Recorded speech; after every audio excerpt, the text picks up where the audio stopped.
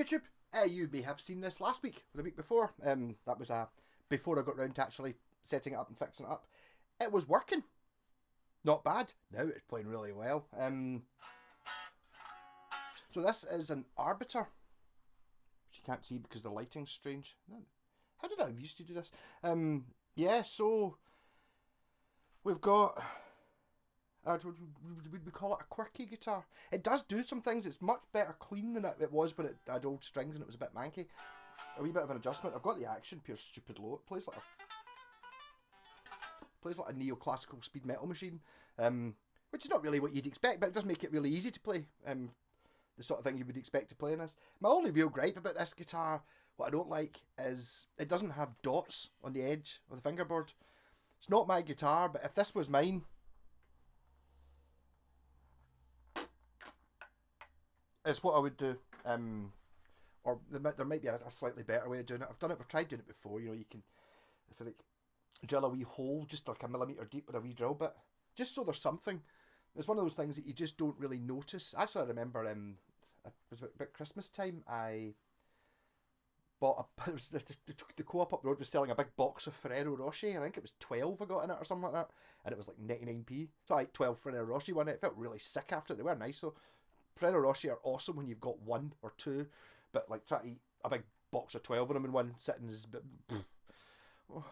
yeah, and I actually put them on. I used on a Ferrero Rocher. If you don't know what a Ferrero Rocher is, then where have you been? You've obviously not been to no ambassadors' receptions where they spoil you. There's a wee circular sticker, kind of yon size, that says Ferrero Rocher on it. So I actually had them. I just put them on the fretboards, and I actually sold the guitar to... I can't remember who I sold it. It was someone Scott knew. Some guy that Scott fixes guitars for. It was a bass, I think I put it on, or so I can't remember exactly what it was, but I put them on just like that. So I was happy. I forgot to take the Ferrero Rocher stickers off. You got to peel them off before you give it to Scott. And Scott's like, no, the guy was like happy over the moon with them. Yeah, so something like that. But so we've got one single coil pickup, a really cool looking single coil pickup, to be honest. I've got the volume and tone controls. This one still has its wee pointer thing on it. The finger bleeders they're called. But they don't go 1, 2, 3, 4, 5, 6, 7, 8, 9, 10. They go 0, 2, 4, 6, 8, 10. So you can't have volume 1. You can only have volume 2, 4, 6, or 8, or 10. So if you like turning down to 9, it's like there's no number, so you can't do that. Very simple, but it kind of goes to show you that you don't need an awful lot in a guitar to make it work. This kind of like similar sort of principle to my Schockenberg, where it's like, there's not very much there. There's not very much to get wrong. The neck has to be in the right place, well fitted. The bridge has to be in the right place. All these things have to be lined up. But you know what it's made of. I mean, this is very thin. I assume it's just plywood. This is a crazy. It looks like something much more fancy than it is. Basically, all this is a metal box, and then below it, it's got like a claw thing with 6 holes. So you just put the string in from the top, hook it under the wee claw. Dead simple. The bridge does not intonate. It's a straight bar, so your intonation is never going to be perfect. But it's not miles off on any of it. I mean, Telecasters only have 3 saddles, so they're never intoned, especially in the middle 2 strings. But the whole point of the guitar is the reason a guitar is different from like a keyboard. It's again, I haven't done that for a while. Whenever I say keyboard, I have to do that. So it's like, oh, you play the keyboard.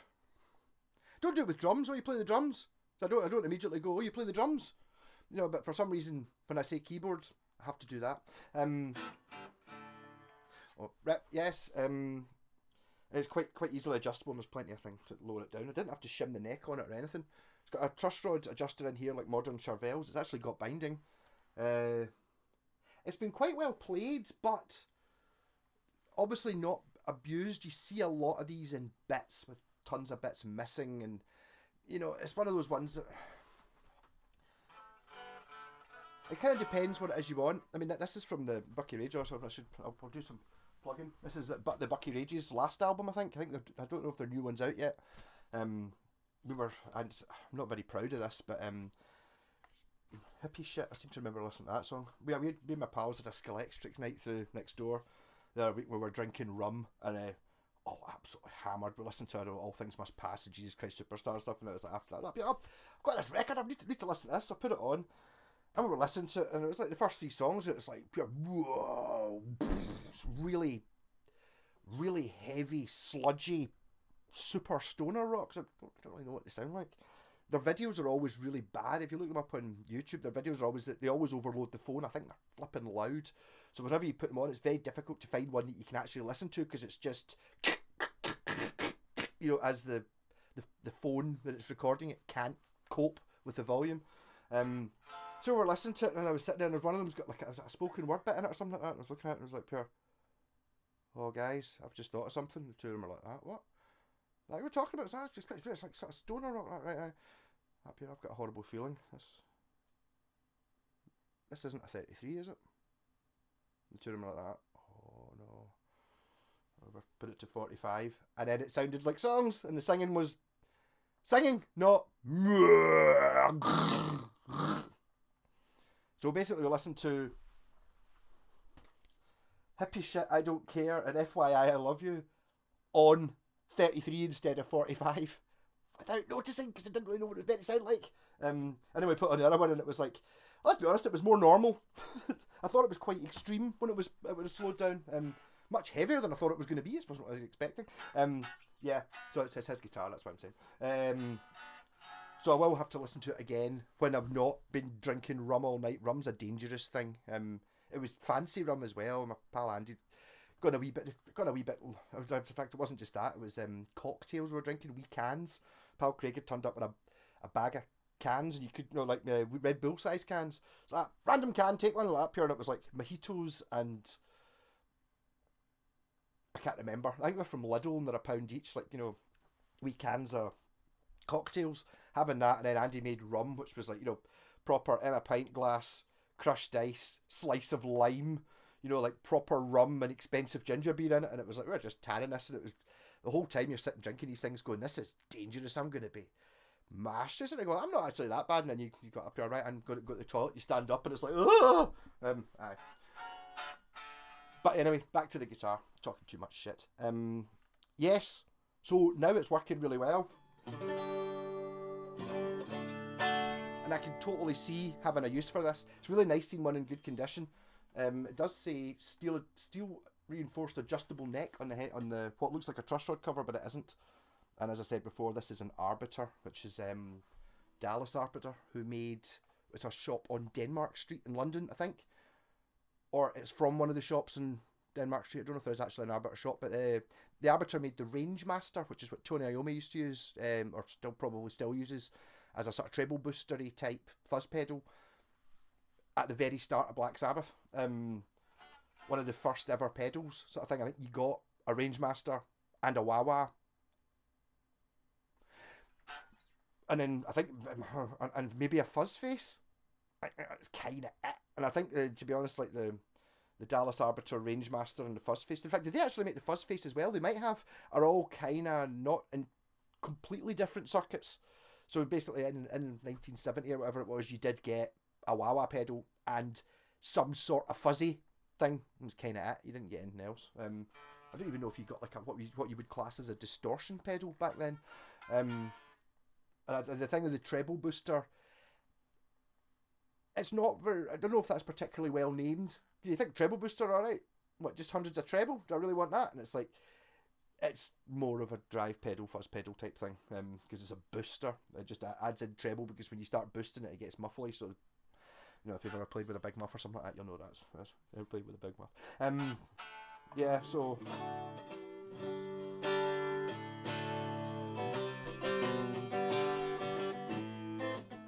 it does a really good acousticy thing, which is kind of what it was meant for, I would think.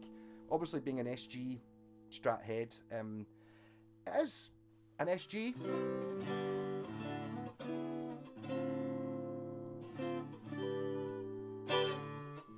Again, you'll see me looking over the top to see what frets I'm on. Alright, playing here. But when you start playing here, it's like, oh, just there you go.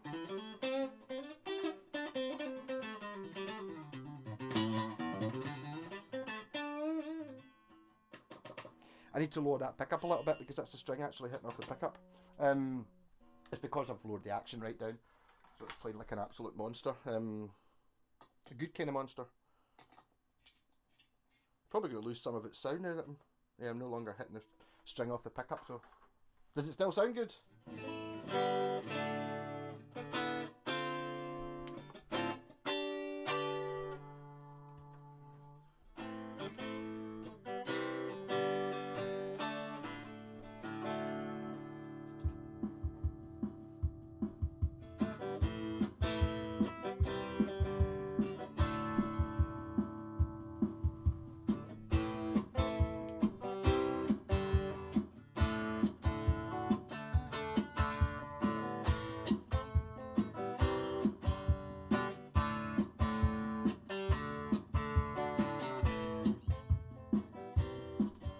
Don't annoy me, that first chord didn't sound very well.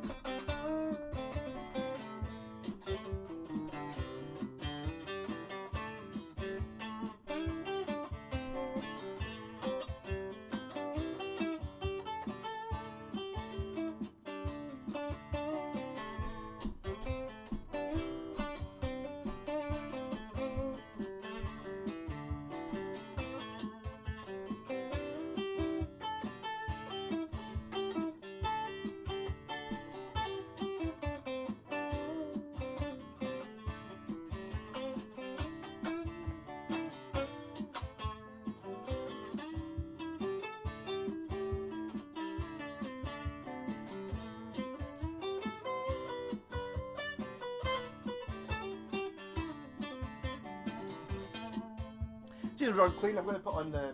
I do have a reverb pedal on just now, but everything else just clean through the orange TH30. I do have a delay thing which I've been using for some clean stuff.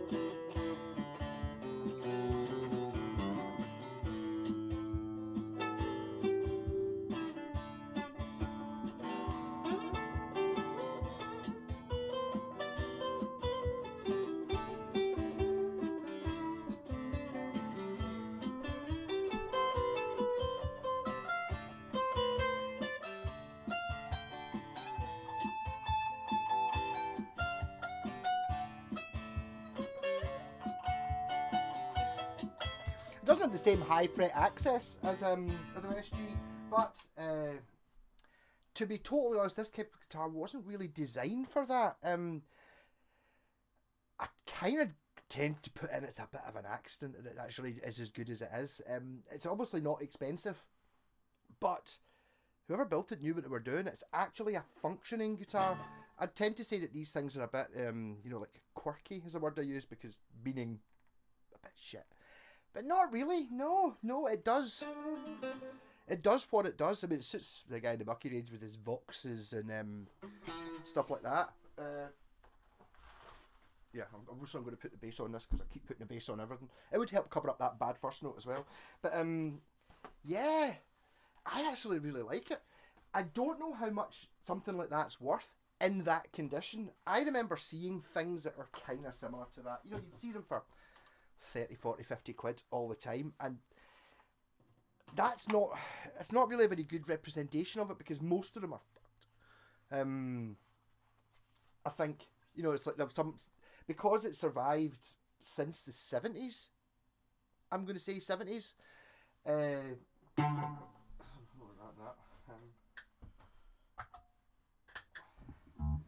it had the whole era of it being, it's not like a Fender, I'll just chop it up. You just totally this bass is almost exactly halfway between my t-shirt and my shorts, really, isn't it? If I could combine this t-shirt, these shorts, I would have the ultimate suit.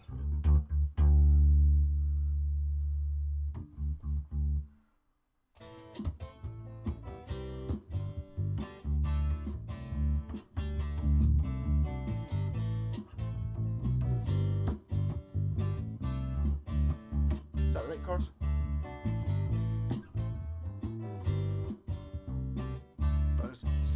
C.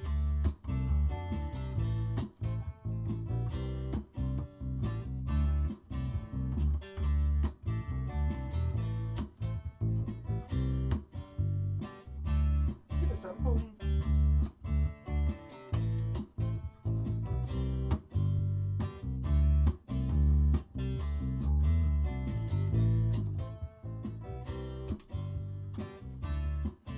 Yes.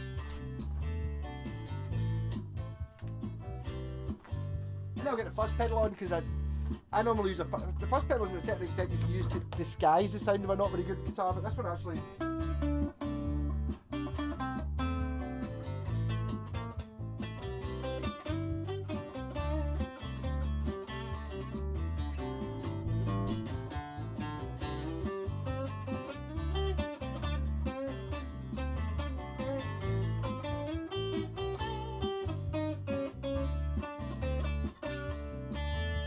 Delamo fuzz.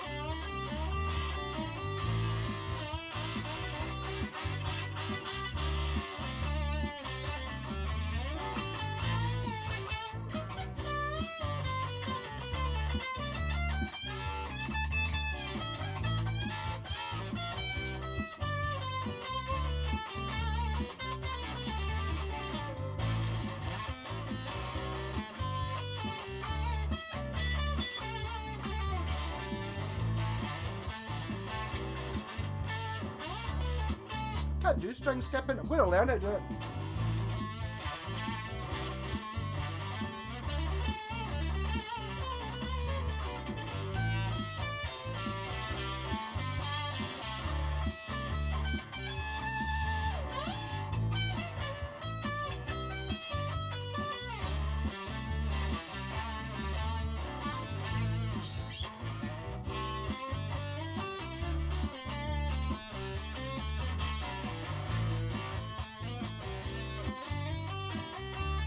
At least this time I'm not playing Hot Stuff.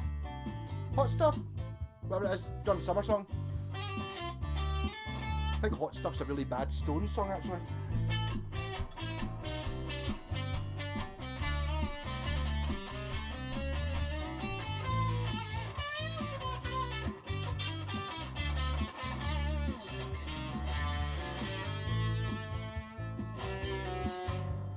Without any tone.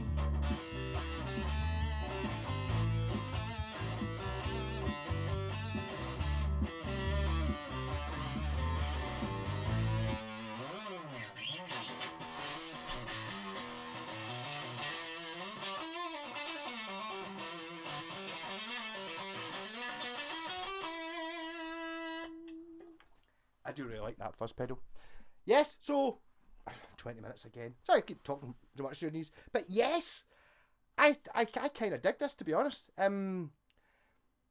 Quite a lot of that maybe to do with the look. Like SG, cool as fuck.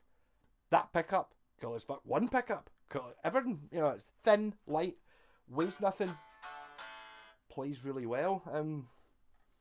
What more do you want? I mean, it's kind of not an SG. It doesn't. An SG would have hum. Well, you do get P90 ones, but I don't know. I think it's in good nick. These look great. It's just as I was saying earlier on, which I think I stopped saying, because this survived through the. I mean, if I'd found this, someone had given me this, you know, with a few bits missing and stuff 10 years ago, I'd have been putting humbuckers in it and all that. And it's not really what this sort of guitar wants. And it's like one of those things that, where do you end if you're going to upgrade it? Where do you stop upgrading it? You know, I'll put on tuners, you know, just new tuners, or I could put locking tuners on it or something like that. Okay, and it's up here. I'll put in some DiMarzios or, you know, Seymour Duncans. Like, right, okay. And it's like, well, upgrade the bridge to like a Tunomatic, and then like put on like a stop tail, and then, you know, it's like all these things. You're just chasing something, and then eventually you're going to end up going like that. Up here right now, I've put £500 worth of stuff on it. I've got a plywood, really thin body, so you end up buying another body, and then you go, well, the neck, it's like, it's perfect for what it is. It's a very well, it's kind of like the Dan Electros, to be honest. It's a sort of function is what it's been designed for. It's been designed to be a decent playable guitar, all the qualities there. I'm going to have to mention modern guitars as well, where you look at spec sheets, and it's like, oh, look, it's got roasted maple and locking tuners and all that, but it's put together like shit. So it's, I mean, this has been, and the quality of it's terrible. Oh, look, it's got a maple top. Yeah, quite a lot of money. You're paying £150 for a guitar that's got a maple top, right? So by putting the maple top on, they went, right, we'll put the maple top on and then just spend no money on assembling it at all. It's just the parts, and we'll pay some poor guy who doesn't know, who's just turned up for work today, £1 to make it into a guitar. They've never even seen a guitar before. There's a bit of that going on. You get it less with the big makes, but it's still, that still happens. Hello, Harley Benton. Eventually, I'm gonna maybe one day I'll get a good Harley Benton, and someone's actually gonna. Someone recently just bought one, or I've got one coming in, and it's up here. I've got guitar for it to fix that. It's a Harley Benton. I hope you don't. When it's up here, well, it could be good. They're probably are. People love them, so they can't all be as crap as all the ones I've seen. You know, I've only seen like 6 or 10 or something like that. And they've all been awful. Some of them, no, not been awful. They've all been very, very expensive for what you get. On paper, what a bargain. In reality, yeah, you can make it play.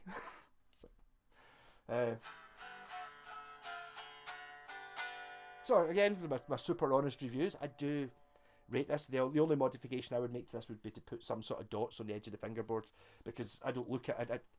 If you're Freddie Mercury playing at Live Aid, you can play the guitar like that. So you can look at the notes. That's fine. You can see whereabouts you are on the fretboard, whereas when you're playing it like a normal person. Not saying that Freddie Mercury's... Well, Freddie Mercury wouldn't want to be a normal person. He's obviously a superstar. But I need these dots on the side.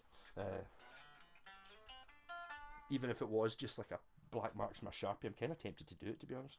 Because they'd probably wash off eventually. But this is one of those... it's so rare to see these in this sort of condition. I mean, I'd imagine Mr. Bucky Rage probably paid... He's probably bought it. You know, all the other stuff, he seemed to have bought it like about 10, 15 years ago, so he probably paid top dollar for this. But top dollar back then was probably like, you know, £100 or something, and totally worth that. I don't know what they would go for now in this sort of condition, because this is in the danger zone of you're going to get somebody who had one of these as their first guitar and then chopped it up or sold it or smashed it up or something, and are after another one exactly the same, and to get one in really nice condition. It does have a few chips and stuff out it, but it's all complete.